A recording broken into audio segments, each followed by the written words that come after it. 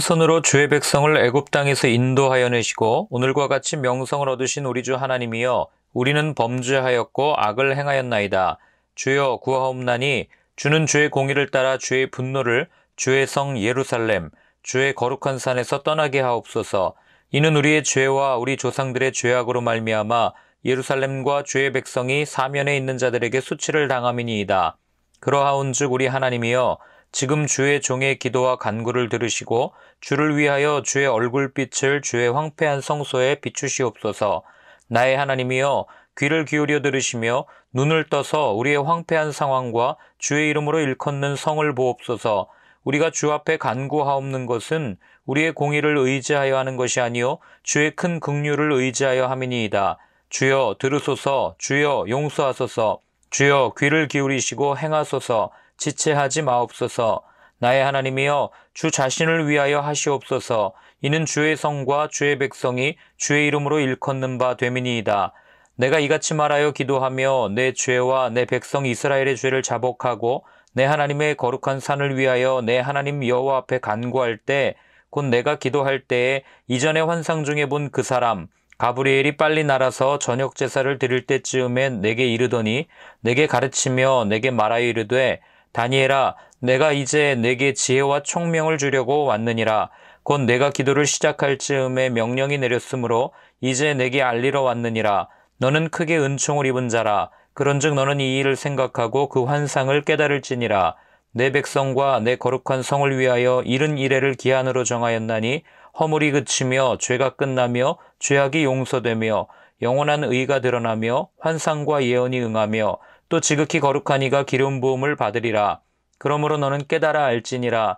예루살렘을 중건하라는 영이 날 때부터 기름 부음 받은 자 곧 왕이 일어나기까지 7이레와 62이레가 지날 것이요, 그 곤란한 동안에 성이 중건되어 광장과 거리가 세워질 것이며 62이레 후에 기름 부음을 받은 자가 끊어져 없어질 것이며 장차 한 왕의 백성이 와서 그 성읍과 성소를 무너뜨리려니와 그의 마지막은 홍수의 휩쓸림 같을 것이며 또 끝까지 전쟁이 있으리니 황폐할 것이 작정되었느니라. 그가 장차 많은 사람들과 더불어 한 이레 동안의 언약을 굳게 맺고 그가 그 이레의 절반에 제사와 예물을 금지할 것이며 또 포악하여 가증한 것이 날개를 의지하여 설 것이며 또 이미 정한 종말까지 진노가 황폐하게 하는 자에게 쏟아지리라 하였느니라 하니라. 아멘. 그리스도인의 큰 특권 중 하나는 기도입니다. 하나님께서 세상을 지으시고 그 세상을 지금도 다스리시고 통치하고 계신 분이 맞다면 그분 앞에 나아가서 우리가 우리의 무언가를 이야기할 수 있다는 이 자체가 그야말로 얼마나 큰 특권인지 모릅니다. 계속해서 살펴보고 있는 다니엘의 기도를 보면 하나님께서는 다니엘의 기도를 들으셨어요. 그리고 그의 기도에 응답해 주셨습니다. 한 개인의 기도를 들으시고 그리고 그 기도를 응답해 주시는 그 모습을 보면서 또한 기도가 특권이라면 우리의 기도는 어떻게 하나님 앞에 드려야 하나님께서 응답하시는 기도가 될 것인지 오늘 그 비밀을 한번 살펴보고자 합니다. 자, 먼저 15절부터 19절까지를 같이 한번 읽어보겠습니다. 강한 손으로 주의 백성을 애굽 땅에서 인도하여 내시고 오늘과 같이 명성을 얻으신 우리 주 하나님이여, 우리는 범죄하였고 악을 행하였나이다. 주여 구하옵나니 주는 주의 공의를 따라 주의 분노를 주의 성 예루살렘 주의 거룩한 산에서 떠나게 하옵소서. 이는 우리의 죄와 우리 조상들의 죄악으로 말미암아 예루살렘과 주의 백성이 사면에 있는 자들에게 수치를 당함이니이다.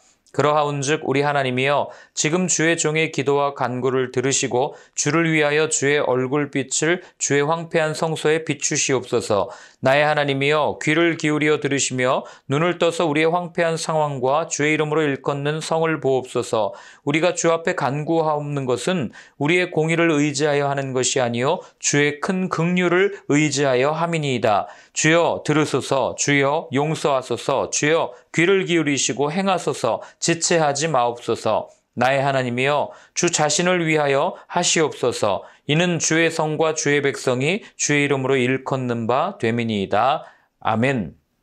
오늘 다니엘이 드린 이 기도 내용을 한마디로 줄이면 주님, 우리를 주의 백성으로 회복시켜 주옵소서라는 기도라는 것을 알게 됩니다.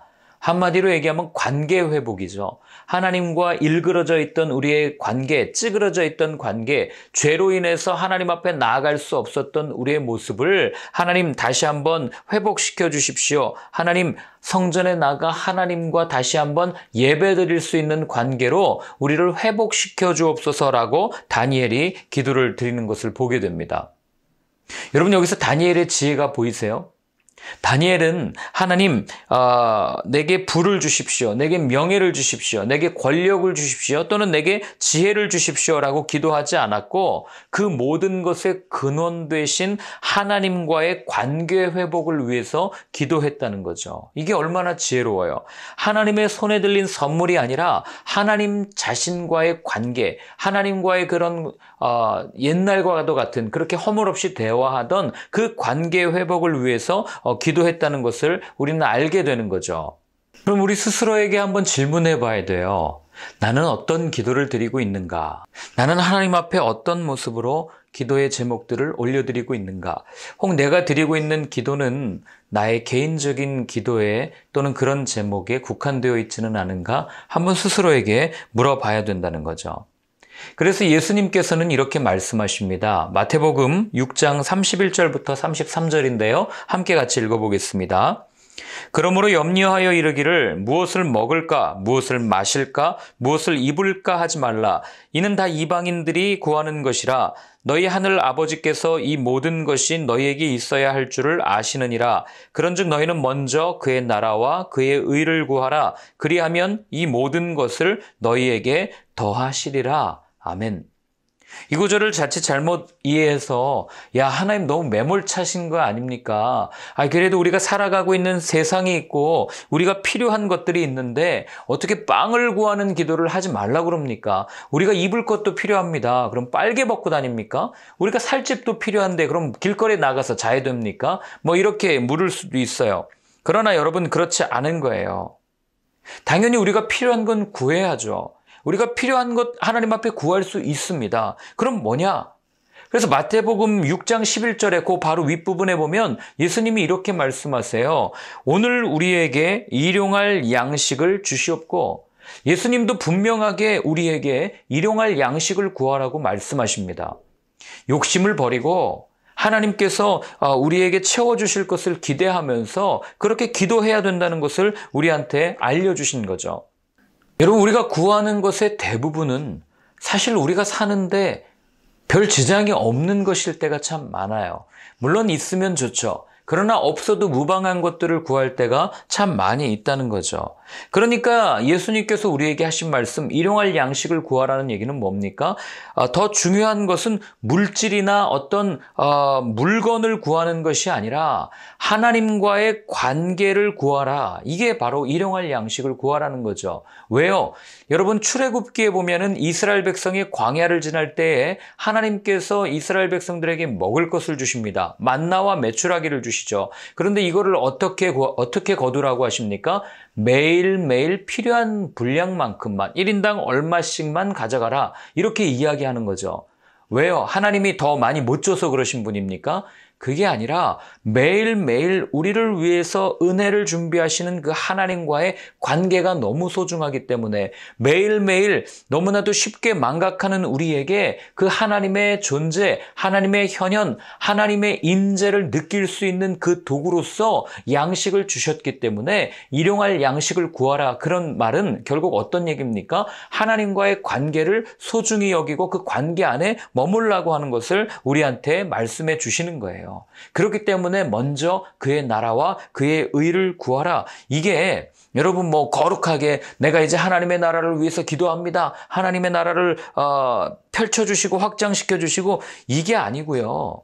먼저 그의 나라와 의를 구하라는 얘기는 하나님의 마음을 가지고 하나님의 눈을 가지고 이 세상을 바라보면서 세상을 품고 세상을 보게 하여 주옵소서, 이렇게 기도하라는 것을 주님이 우리에게 알려주신 거라는 거죠. 그렇기 때문에 그리스도인들이 구해야 할 기도는 다른 어떤 것을 주십시오라는 간구형 기도보다는 먼저는 그분과의 관계라는 거예요. 그분 안에 거하는 것. 주님, 내가 오늘도 주님 안에 머물고 싶습니다. 주님이 내 안에 머물고 내가 주님 안에 머무는 이 놀라운 신비의 삶을 오늘도 내게 허락하여 주옵소서. 이거를 여러분 구할 수 있어야 되는 거예요. 여러분 하나님 앞에 이거 주세요, 저거 주세요. 외상 너무 좋아하지 마십시오. 왜냐하면 하나님 안에 머무는 사람에게는요, 우리 왜 결제할 때 카드 결제하잖아요. 다 외상이잖아요. 그러나 하나님 앞에 머무는 삶은 그걸 카드 결제하는 외상 지는 삶이 아니라 그냥 그 하나님의 카드를 내가 쥐고 있는 거예요. 내가 필요할 때마다 긁을 수 있는 것. 이게 하나님이 또 예수님이 우리에게 알려주신 기도의 비밀입니다. 자, 20절부터 23절까지를 한번 같이 읽겠습니다. 내가 이같이 말하여 기도하며 내 죄와 내 백성 이스라엘의 죄를 자복하고 내 하나님의 거룩한 산을 위하여 내 하나님 여호와 앞에 간구할 때 곧 내가 기도할 때에 이전에 환상 중에 본 그 사람 가브리엘이 빨리 날아서 저녁 제사를 드릴 때쯤에 내게 이르더니 내게 가르치며 내게 말하여 이르되 다니엘아 내가 이제 내게 지혜와 총명을 주려고 왔느니라 곧 내가 기도를 시작할 즈음에 명령이 내렸으므로 이제 내게 알리러 왔느니라. 너는 크게 은총을 입은 자라. 그런즉 너는 이 일을 생각하고 그 환상을 깨달을지니라. 아멘. 자, 오늘 여기 보면은요, 재미난 사실이 하나 나오는데 다니엘이 기도를 시작할 때쯤에 가브리엘 천사가 이미 명령을 받았다는 거예요. 어떤 명령입니까? 기도에 대한 응답에 대한 명령이죠. 우리 주변에 보면은요, 참 기도하는 분들이 많이 있습니다. 그렇게 기도하면서 기도의 능력을 체험하고 하나님께서 부어주시는 은혜를 경험하면서 기쁨을 누리는 분들도 계시지만 또 다른 분들 중에는 금방 기도하다가 낙심하는 분들도 많이 보게 됩니다. 왜 낙심합니까? 내가 바라는 응답이 이루어지지 않기 때문에 내가 이렇게 기도했는데 왜 하나님은 답해 주시지 않습니까? 불러도 대답 없는 그런 현실 속에서 오는 좌절이죠. 그래서 아무리 기도해도 응답이 없는 것에 대해서 분노를 느끼기도 하고 또 그 분노를 표출을 하기도 합니다. 심지어 어떤 분은요, 이렇게까지 얘기하는 걸 들었어요. 선택적 응답이라는 단어를 쓰더라고요. 하나님께서 응답하고 싶은 사람에게만 응답해서 결국 하나님이 마음에 드는 사람만 응답해 주시는, 결국 하나님은 이 기도의 응답으로 갑질하시는 거 아니냐, 뭐 그렇게까지 이야기하는 것을 제가 들은 적이 있습니다. 여러분 정말 하나님이 그러실까요? 기도를 가지고 하나님이 갑질하시는 분이십니까? 아니요, 그렇지 않습니다. 하나님은 기도로 장난치시는 분이 아니에요. 오늘 본문도 보면은 다니엘이 기도할 때 이미 응답이 시작된 거죠. 그런데 그 다니엘이 기도할 때 응답을 느꼈습니까? 응답을 알았어요? 몰랐습니다. 결국 우리가 기도를 시작할 때 어쩌면 저는 확신합니다. 이미 응답은 시작된 거예요. 다만 내가 느끼지 못할 뿐이죠. 내가 듣지 못할 뿐이고 내가 바라보지 못할 뿐이라는 거예요. 성경을 보면, 특별히 시편을 보면 하나님은 우리의 아주 작은 신음소리에도 응답하시는 분이라고 표현해요. 그리고 다윗은 힘들 때마다 하나님 앞에 간구합니다. 만약에 다윗이 그의 일생 가운데 자신의 기도에 응답해 주시는 하나님을 경험하지 않았더라면 그가 그렇게 힘들 때마다 기도했겠습니까? 다른 것 찾았겠죠. 그러나 그가 힘들 때마다 하나님 앞에 나와서 하나님을 노래하고 찬양하며 하나님 앞에 기도할 수 있었던 이유는 그렇게 정말 광야와 같은 인생 가운데서 내가 아주 작게 하나님 내가 오늘 너무나도 힘듭니다라고 속삭일 때조차 그 신음소리에조차 응답해 주시는 분이 하나님이심을 다윗이 경험했기 때문에, 그렇기 때문에 다윗은 그렇게 노래하는 것 아니겠어요? 그렇기 때문에 여러분 이 격차, 즉 크로노스와 카이로스의 이 격차를 우리가 어떻게 바라보아야 되는가? 이게 또 신앙의 큰 숙제라는 거죠. 하나님의 시간과 나의 시간이 다르다는 것을 여러분 우리가 인정하지 않으면요, 우리에게는 괴로움만 남습니다. 분명히 하나님의 때와 내 때가 다르기 때문에 그래요. 어린아이에게 아이가 총과 칼을 달라고 그런다고 그걸 그냥 줄 부모가 어디 있겠어요? 아이가 일정 수준이 되고 성인이 되어서 그 칼과 총을 다룰 수 있는 능력이 있을 때 그걸 주는 거 아니겠습니까? 그런데 우리는 때로 하나님 앞에 뭐라고 불평하냐면, 나도 어린아이 같은 난데, 나도 사람인데 왜 차별하냐? 나에게도 응답을 줘라. 나에게도 총과 칼을 줘라. 내가 할 수 있는 능력을 내게 달라. 그렇게 구하는, 그렇게 때를 쓰는 모습을 보일 때가 얼마나 많은지 모르죠. 그러니 여러분 하나님 입장에서 볼 때 이거 줬다가 죽는 거 아니에요. 어린아이한테 총칼 함부로 줬다가 누구를 함부로 해치거나 또는 자기 자신을 해치면 어떡해요? 그거는 사랑이 아니잖아요. 그러니 하나님도 동일하신 거죠. 아직 때가 되지 않았기 때문에 우리에게 주시지 않은 거죠. 그래서 하나님은 예레미야를 통해서 이렇게 선언하십니다. 예레미야서 33장 3절입니다. 너는 내게 부르짖으라. 내가 내게 응답하겠고 내가 알지 못하는 크고 은밀한 일을 내게 보이리라. 하나님이 응답하시지 않는데 이런 말씀 하시겠어요? 너 내게 나와서 부르짖어. 내가 보여줄게. 그리고 하나님이 말씀하신 대로 이루시는 신실하신 하나님이시라면 여러분 이 말씀 붙들고 기도하십시오. 내 귀에 응답이 들리지 않는다고, 내 눈에 하나님의 응답이 선물이 보이지 않는다고 낙심하지 마십시오. 왜냐하면 이미 응답되었기 때문에 아직 때가 되지 않았을 뿐이다. 이렇게 믿음을 가지고 끝까지 구할 수 있는 저와 여러분들의 삶이 되었으면 좋겠습니다. 자, 24절부터 27절까지를 함께 같이 읽겠습니다. 내 백성과 내 거룩한 성을 위하여 70일을 기한으로 정하였나니 허물이 그치며 죄가 끝나며 죄악이 용서되며 영원한 의가 드러나며 환상과 예언이 응하며 또 지극히 거룩한 이가 기름 부음을 받으리라. 그러므로 너는 깨달아 알지니라. 예루살렘을 중건하라는 영이 날 때부터 기름 부음을 받은 자 곧 왕이 일어나기까지 7일에와 62일에가 지날 것이요 그 곤란한 동안에 성이 중건되어 광장과 거리가 세워질 것이며 62일 후에 기름 부음을 받은 자가 끊어져 없어질 것이며 장차 한 왕의 백성이 와서 그 성읍과 성소를 무너뜨리려니와 그의 마지막은 홍수에 휩쓸림 같을 것이며 또 끝까지 전쟁이 있으리니 황폐할 것이 작정되었느니라. 그가 장차 많은 사람들과 더불어 한 이레 동안의 언약을 굳게 맺고 그가 그 이레의 절반에 제사와 예물을 금지할 것이며 또 포악하여 가증한 것이 날개를 의지하여 설 것이며 또 이미 정한 종말까지 진노가 황폐하게 하는 자에게 쏟아지리라 하였느니라 하니라. 아멘. 무슨 말씀입니까? 어렵죠? 62일에 나오고 7일에 나오고 도대체 이게 무슨 말인가? 예. 다니엘서에서 가장 해석이 어려운 부분 중에 하나가 바로 이 부분입니다. 이 70일을 이야기하는데 이것이 무엇을 의미하는 것인가? 그리고 이것은 어디에 적용해야 되는가? 여러 가지 초림이냐 재림이냐 이런 문제로 여전히 논란이 있는 부분입니다.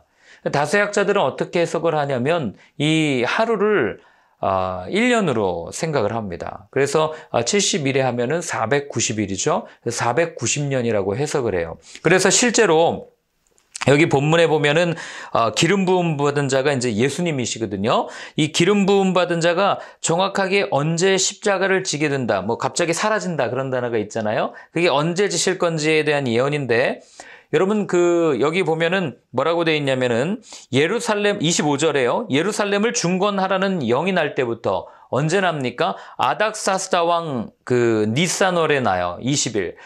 이때에 예루살렘 중건 명령이 나고 그리고 69일에를 하루로 계산을 하면 483년이에요. 그러니까 아닥사스다 왕 20년부터 483년 후에 어떤 일이 일어납니까?